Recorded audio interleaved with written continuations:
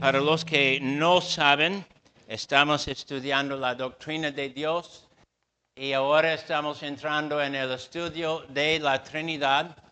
Eso no tiene que ver con nada. Y nosotros decimos que es sumamente importante la doctrina de la Trinidad. Entonces, si necesitas ir un domingo a cualquier iglesia, porque no hay iglesia reformada, por decir. Está bien asistir a cualquier iglesia, pero debe ser una iglesia que ya es confirmada en la doctrina de la Trinidad.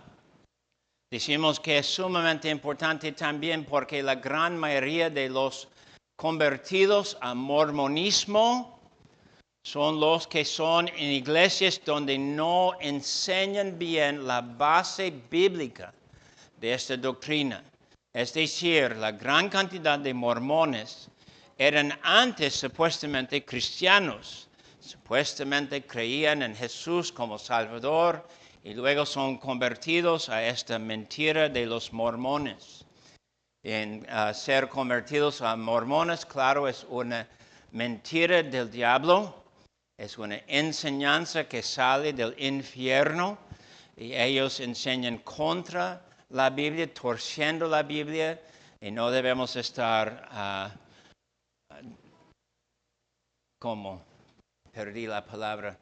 engañados por este plan de ellos de enseñar así contra la Biblia. La Trinidad es una doctrina que tenemos desde hace el primer siglo, está en la Biblia, está en el Antiguo Testamento, está en el Nuevo Testamento. Y vamos a tardar unas semanas en estudiar esto, porque claro, tenemos la razón confesar, defender, saber cómo defender bien. Y tristemente hoy en día hay muchos pastores que no pueden defender esta doctrina. Es triste y muchos que van a decir sin estudiar el asunto, no, la Biblia no dice Trinidad jamás, entonces no creemos en la Trinidad.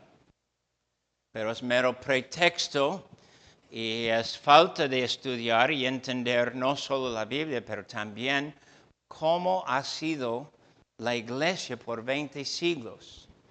Tenemos el discípulo de Juan, Policarpo, hablando de Dios, hablando de Jesús como eterno, perfectamente divino. Y tenemos el discípulo de Policarpo, Ireneo. Él hablaba bien igual, fuertemente, defendiendo esta doctrina y la idea por doquier en la Biblia.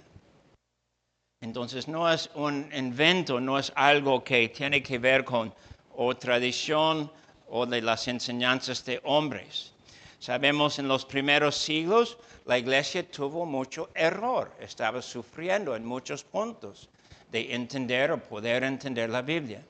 Pero en este punto estaba sólido y más sólido con el paso de las generaciones. Entonces vamos a querer ver esto. Y vamos a decir primeramente que claro, confesamos que hay un solo Dios. Y ustedes son capaces de leer y estudiar y deben. Son pasajes de Deuteronomio, Isaías, 1 Corintios, Marcos, donde van a encontrar la base de esta enseñanza. Dios es uno, hay un solo Dios, un solo ser que se nombra Dios. Y claro, cuando pensamos en esto, tenemos que guardar esto fuertemente. En este sentido, hay un traslape con las enseñanzas de judíos, un poco de traslape con la enseñanza de musulmanes. Ellos dicen que hay un solo Dios también. De hecho, el poder de Muhammad, el que comenzó Islam, fue la idea de causar todos creer en un solo Dios cuando todos alrededor adoraron muchos dioses. Obvio es error, pero también el error de los musulmanes es igual de fuerte porque ellos no creen que Cristo es Dios, no creen que el Espíritu Santo es Dios. Entonces hay otro error. Pero hay un punto de contacto con ellos cuando pensamos en este lado de Dios es uno. Entonces, queridos amigos, si no saben qué dicen estos versículos, bueno es estudiar y prepararse y defender este punto. Dios es uno. No vamos a tardar más en este punto hoy. Y ustedes que me conocen van a recibir esto bien. Si no me conoces, quizás vas a pensar, eres cruel, pastor. Pero yo digo, no hay excusa. No hay excusa. Si tienes un año como cristiano, debes saber algo de esto. Si tienes entrada en la iglesia, debes saber algo de esto. No hay excusa de decir, luego voy a estudiar, luego voy a pensar en esto. Eso es decir de acuerdo con el diablo. El diablo dice, luego puedes lidiar con tu pecado, luego puedes echar esto de tu vida. Decimos no fuertemente. Si eres serio en seguir a Cristo, en seguir nuestro Dios con vida, Jorge, puedes salir y ayudarles a entrar, por favor. Jonathan también. Guardamos esto. Y guardamos que es importante no cambiar esto. Nunca vamos a rendir ni al judío ni al musulmán cuando ellos dicen que no creemos en un solo Dios. Punto 2, ¿cómo vamos a proceder? Vamos a proceder con la idea de estudiar y aprender cómo estudiar mientras estamos estudiando. Y claro, queremos tomar en cuenta que todos nosotros tenemos, antes de leer la Biblia, tenemos una idea. Y la idea en nuestra mente dice cómo leer la Biblia, cómo entender. Aguas, porque nosotros vamos a decir fuertemente que es nuestro deber aprender los principios de cómo interpretar la Biblia. Y hermenéutica, ¿verdad? Eso quiere decir algo de la ciencia de cómo leer, cómo interpretar, cómo entender lo que dice la Biblia. Y cualquier de ustedes hacen esto. Cualquier de ustedes que abran la Biblia tienen una hermenéutica. Tienen principios, ideas en sus mentes. La pregunta no es si tienen, la pregunta si es, ¿van a usar los principios correctos? Si van a avanzar sus principios, si van a borrar de tu mente cuando estás mal en tus principios y aprender mejor. Y si no estás dispuesto a cambiar tus principios para aprender mejor, otra vez decimos, eso solo dice que estás dispuesto a mantener tu pecado en tu vida. Porque cuando personas no quieren aprender correctamente cómo usar la Biblia, la idea es que quieren confirmar un pecado. Un ejemplo, hace casi 30 años un joven en la iglesia salió y sus papás me dijeron, quizás pastor puedes hablar con nuestro joven, nuestro hijo, porque ahora está saliendo en citas con una muchacha que es testigo de Jehová. Ok, entonces hablamos. Y sin fruto, no podía lograr en ayudarle a querer escuchar. Y meses pasaron y luego me dijeron, ahora él vive en unión libre con la muchacha y están viviendo juntos. Y les dije, pero los testigos de Jehová no dicen que está bien. Y el papá me dijo, sí dicen. Y yo no podía creerlo. Entonces hice cita con el joven de nuevo y le dije, oye, ¿es cierto que vives en unión libre con ella? Sí. Pero tú sabes, no cometer adulterio. Tú sabes que es algo que Dios no permite, que es pecado, es condenable. vivir así es ser condenado. No, porque ellos dicen, es según él, no he leído esto, él dijo, si él asistió con ella en las reuniones de los testigos, pudieron vivir juntos en pecado. Fue bien. Siempre es lo que va pasando cuando alguien niega la hermenéutica bíblica, es por querer guardar algo contra el comportamiento bíblico. Pero eso es condenación y tenemos que estar seguros que entendemos esto. En esto nosotros vamos a aprender también y tenemos que usar dos cosas. Y muchos de ustedes ya saben esto, entonces perdónenme, no voy a decir mucho. Los hábitos que tomamos para estudiar es deducir. En deducir estamos sacando conclusiones usando principios de hermenéutica. No pronuncio esto bien, perdón. Y inducir es elaborar de consideraciones generales a partir de datos. Es decir, vamos a recibir datos y luego hacer principios. Entonces, cuando hacemos esto pensando en la doctrina de la Trinidad, tenemos que pensar, ¿qué dice la Biblia de Dios el Padre? ¿Qué dice la Biblia de Dios el Hijo? ¿Qué dice la Biblia de Dios el Espíritu Santo? ¿Dice la Biblia algo acerca del Espíritu Santo para confirmar su poder, su majestad, su exaltación, algo de su soberanía, etcétera? Entonces eso es deducir, tomar de lo que estamos leyendo. Luego de tomar todo esto, hacemos unos principios.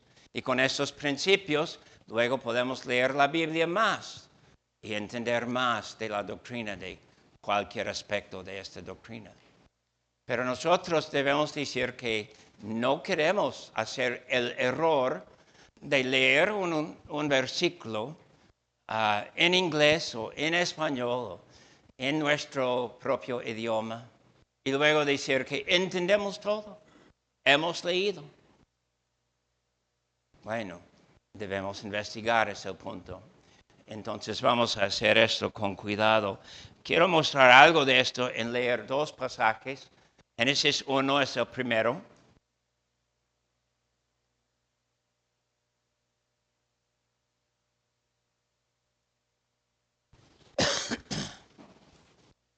En Génesis 1, los versículos 1 y 2, tenemos las tres personas,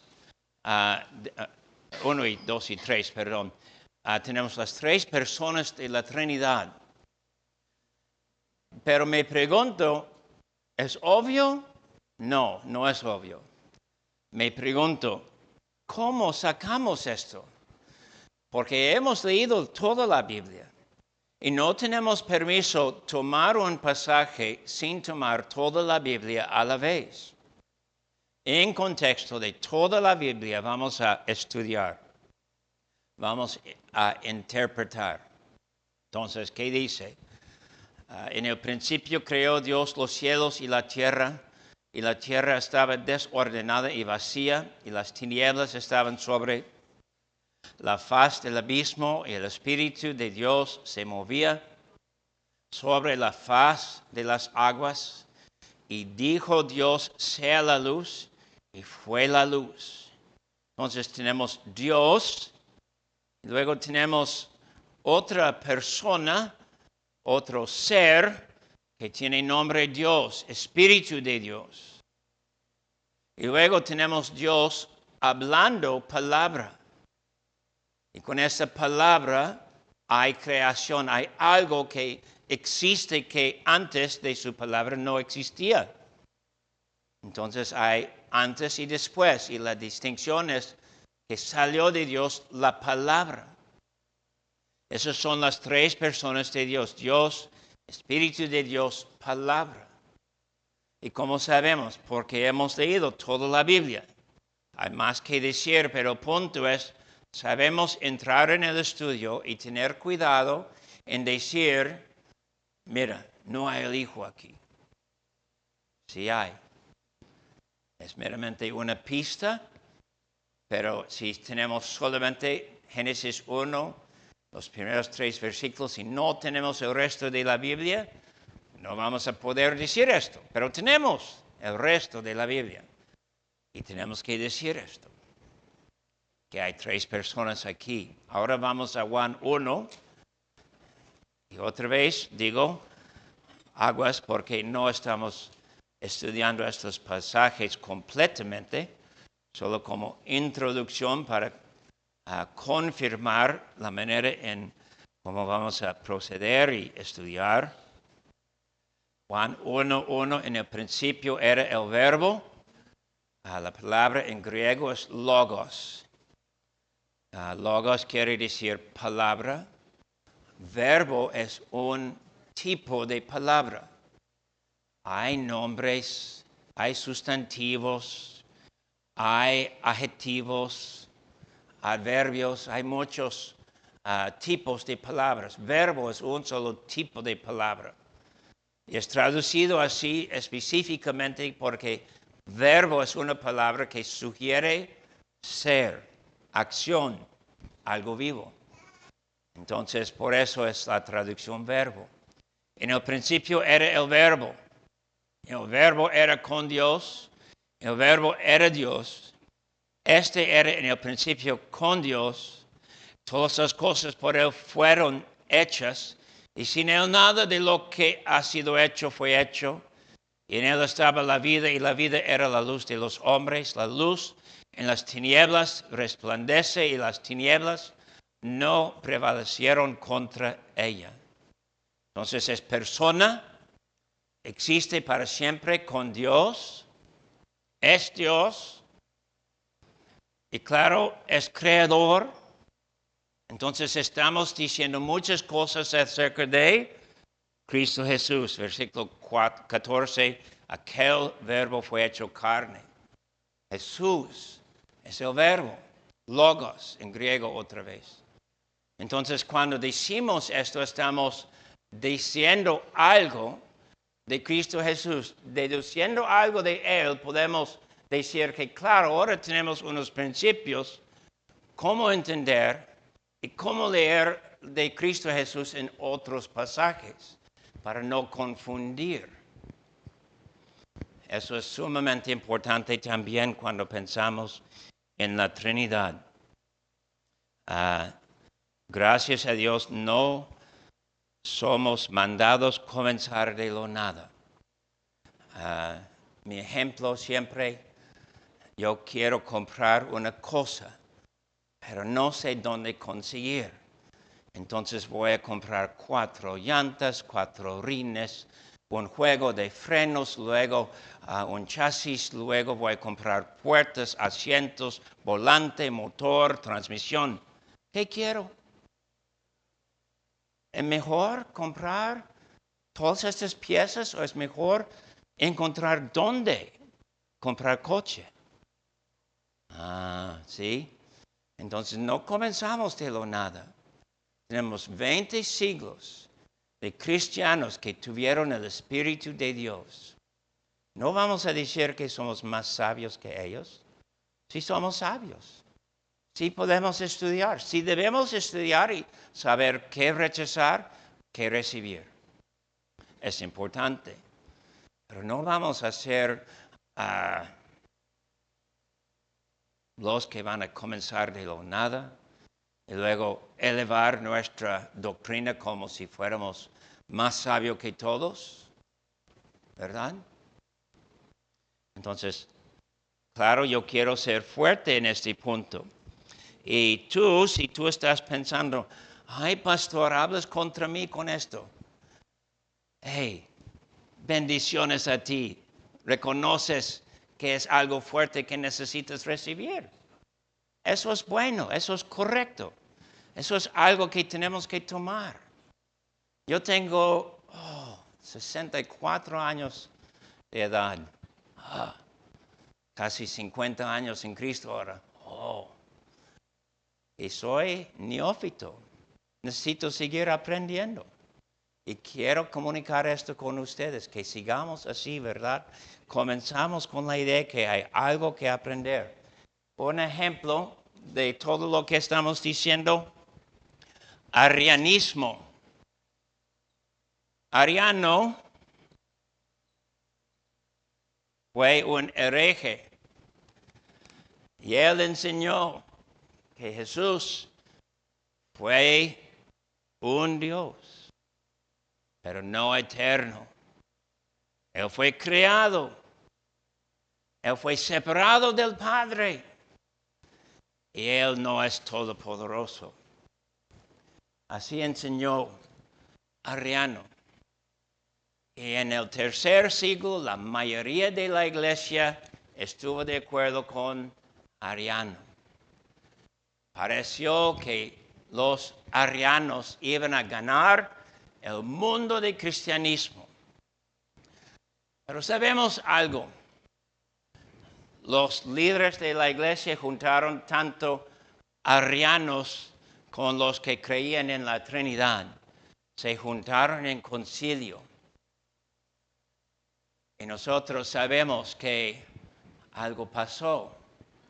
Algo similar a lo que pasó cuando los judíos presentaron a Jesús ante el tribunal de Poncio Pilato, Herodes, los judíos, los sumos sacerdotes, etc. Que hubo un cambio. Y fue declarado que creemos como cristianos en la Trinidad. Esa fue declaración fuerte.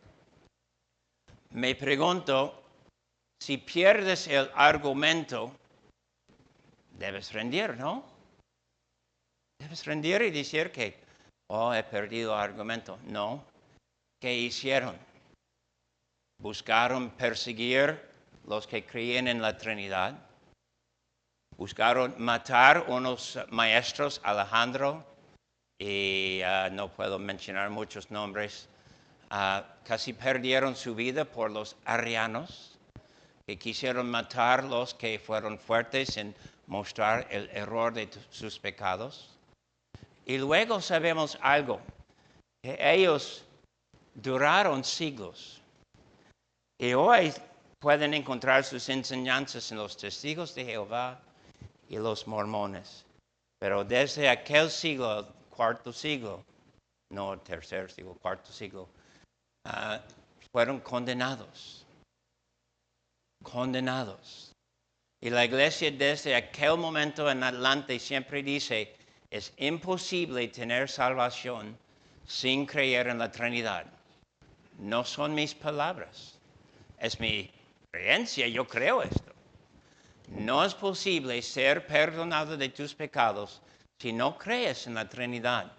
Porque no tienes un Cristo eterno, tienes Cristo creado, tienes Cristo separado del Padre, etc. Y tal Cristo no es capaz de morir por todo tu pecado. Y claro, nosotros no queremos tal Cristo, queremos Cristo que completamente es capaz de quitar todo nuestro pecado de nosotros.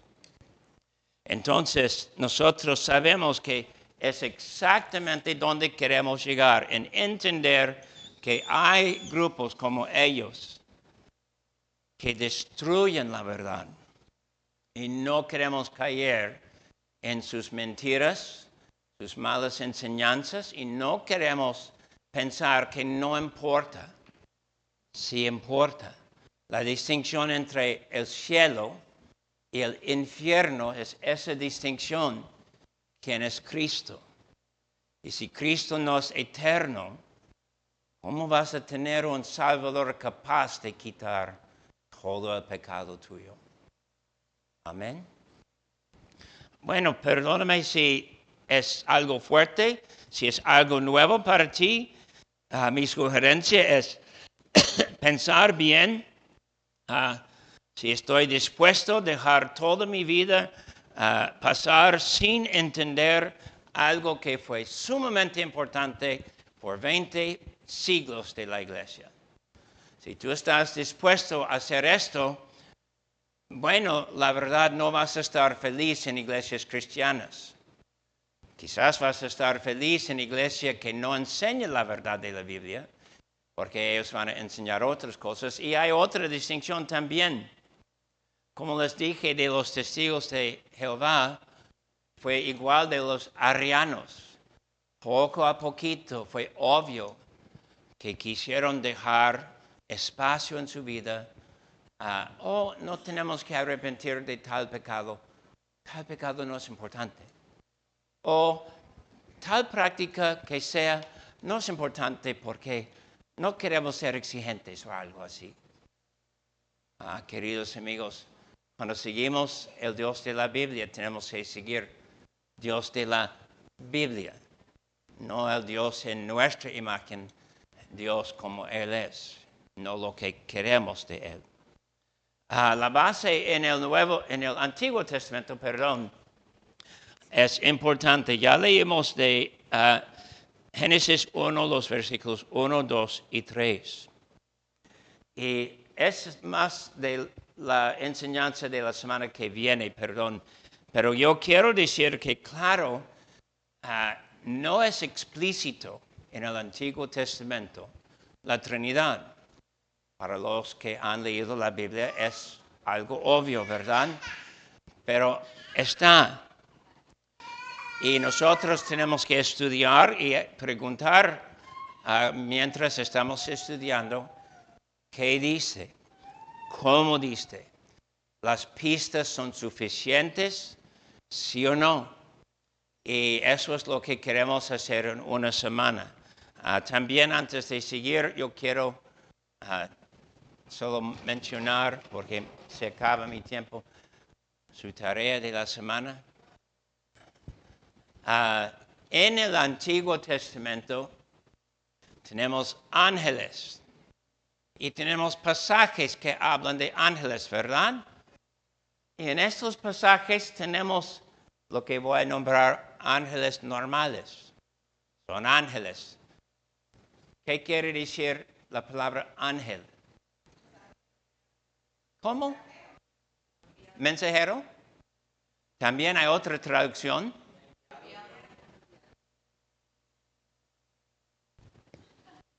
Pastor. Pero no soy ángel. Pero el punto siendo que ángel es un ser espiritual, ¿verdad? Y a veces aparecen a los hombres en ser humano, en llamas, etc. Pero pueden leer estos textos y van a encontrar que obvio estamos hablando de mensajero que Dios mandó con mensaje. Hay unos pasajes cuando no sabemos qué decir. En otras palabras, quizás es el Señor, quizás es meramente ángel. Y hay estos pasajes como ejemplos. Y luego tenemos el ángel del Señor. Y el ángel llega. En contexto es obvio que no es ángel, pero es el Señor. Un ejemplo que no está aquí es Génesis 18. Cuando el Señor llegó para destruir Sodoma y Gomorra, y fue por causa de su pecado, y su pecado no fue falta de hospitalidad, fue ¿qué? Homosexualidad, una perversión de sexualidad completamente ilícito, etc. Y llega y dice el pasaje que es ángel. Abraham está hablando con el ángel y luego Abraham habla con ángel en el nombre de Jehová. Entonces él sabe que en hablar a esa persona, ángel del Señor, es Jehová. ¿Verdad? Entonces es la tarea, si están animados, creo que van a disfrutar mucho este estudio. Vamos a terminar con ver Juan 10. Juan 10 es abusado por mormones, por testigos de Jehová. Es un pasaje con bastante consuelo y tiene aquí suficiente para animarnos en la perfección de nuestra salvación. También cuando estamos en este pasaje podemos decir que, claro, guardamos a lo que dice Jesús acerca de la relación con su Padre. Y queremos leer con cuidado para no estar confundidos. Y no queremos tomar fuera de texto lo que dice aquí. Debo leer todo el pasaje, 27 hasta 39. Dice, mis ovejas oyen mi voz y yo las conozco y me siguen. Y yo les doy vida eterna y no perecerán jamás, ni nadie las arrebatará de mi mano. Mi Padre que me las dio es mayor que todos y nadie las puede arrebatar de la mano de mi Padre. Yo y el Padre uno somos. Entonces los judíos volvieron a tomar piedras para apedrearle. Jesús les respondió, muchas buenas obras os he mostrado de mi Padre, ¿por cuál de ellas me apedreáis? Le respondieron los judíos diciendo, por buena obra no te apedreamos, sino por la blasfemia, porque tú, siendo hombre, te haces Dios.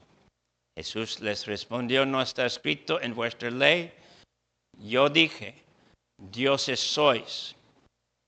Para los que no están acostumbrados con la Biblia, estas palabras, yo dije, dioses sois, es una cita del Antiguo Testamento. Algunos de ustedes tienen Biblia que muestra que este Salmo 82.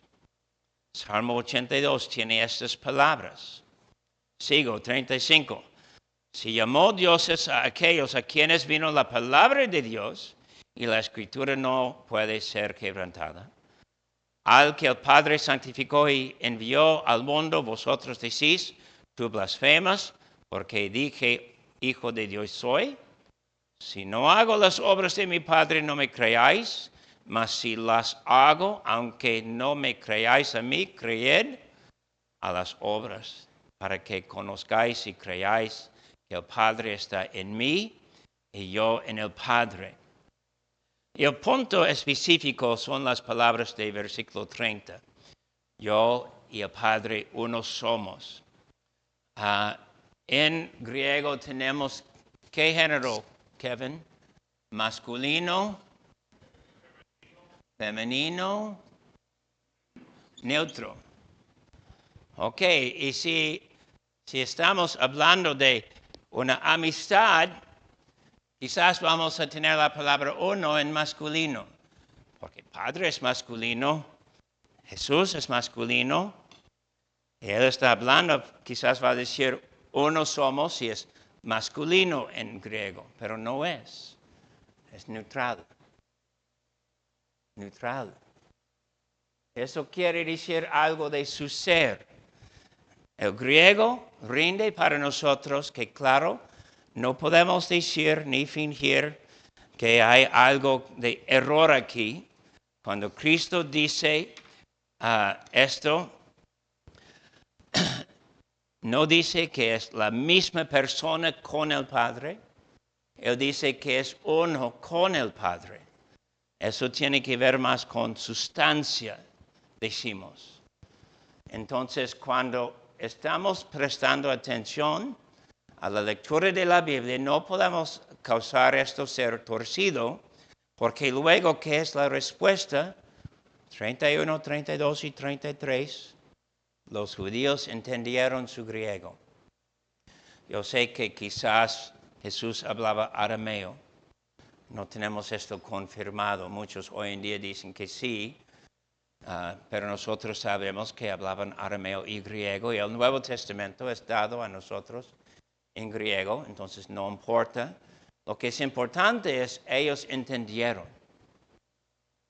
Ellos entendieron que su confesión, versículo 30, fue declarar que Él fue Dios, igual con Dios, parte de Dios, en su persona Dios. Y tenemos que guardar esto. Entonces estamos deduciendo. Y vamos a tomar este principio, que Cristo sí confesó que fue Dios. Y luego tenemos otro argumento aquí, los versículos 34 hasta 38. Cristo está haciendo otro argumento. Argumento no quiere decir que estamos peleando con nuestro amado o algo así. Quiere decir demostrar con lógica, demostrar con prueba. Y la prueba es Salmo 82. Él toma esta prueba. En las Escrituras, Salmo 82, versículo 6, dice el Salmo, sois dioses. Pero, ¿qué significa en contexto? Cuando el Salmo dice así, quiere decir que los israelitas son en realidad en su ser dioses. Quiere decir, obviamente, y Cristo da esa interpretación también, que la palabra de Dios llegó con ellos. Ellos tuvieron consigo la palabra de Dios. Ellos en el mundo fueron la palabra de Dios. El mundo podía ver al judío y decir que allí es la palabra de Dios, porque vivieron por lo que Dios dice. La palabra vino a ellos, entonces son representantes de Dios, es su argumento. Pero ahora Cristo no niega que Él enseñó que Él es Dios. Él es Dios. Entonces nosotros tenemos que recordar que tenemos que hacer el mismo esfuerzo de estudiar, leer en contexto, regresar pasaje a pasaje, etc., pasando para checar lo que dice. Si puedo concluir este punto, solo quiero decir que el punto aquí es algo explícito que Cristo da a nosotros como confesión. Luego, en 28 y 29, Él hace comparación entre sus manos y la fuerza de sus manos y la fuerza de las manos de su Padre. Y Él dice que la fuerza de sus manos es igual de la fuerza de las manos de Dios. Y claro, cuando Él hace esto, es obvio que sin tomar en cuenta versículo 30, Él dice que tiene el mismo poder que Dios el Padre. Entonces hay muchas maneras en que confirma que en su ser, en su persona, Él es Dios, completamente Dios, todopoderoso. No de acuerdo con los arianos, sino todopoderoso. Entonces, si vamos a tomar esta conclusión que Cristo no es todopoderoso, tenemos que borrar estos versículos de la Biblia. Es un error, pero no vamos a hacer esto, ¿verdad? Hay unos minutos, preguntas.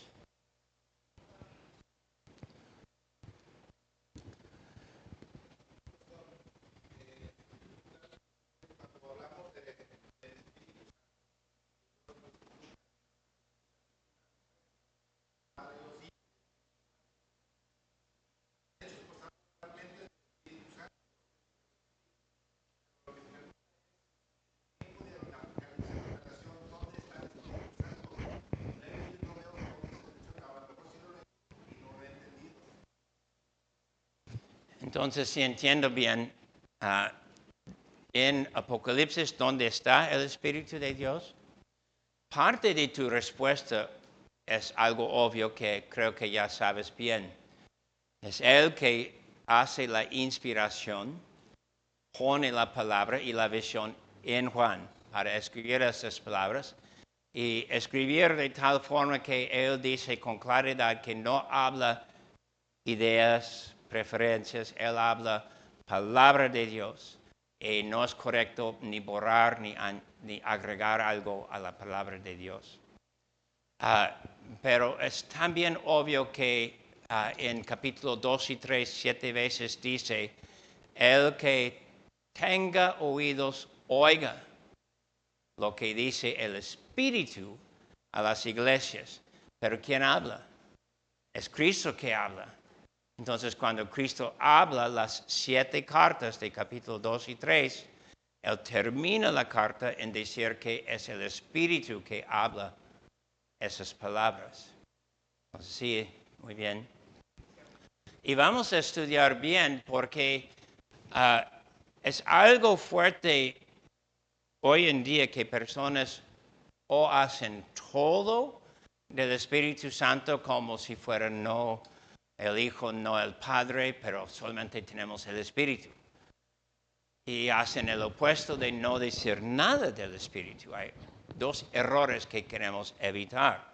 Entonces, cuando estudiamos el Espíritu en unas semanas, vamos a tomar más de esto para confirmar cómo manejamos esto. Un ejemplo de esto es, tenemos la razón orar si tenemos mandamiento, Efesios 5, ser llenos del Espíritu. Es correcto pedir del Espíritu su presencia para llenarnos, ¿verdad?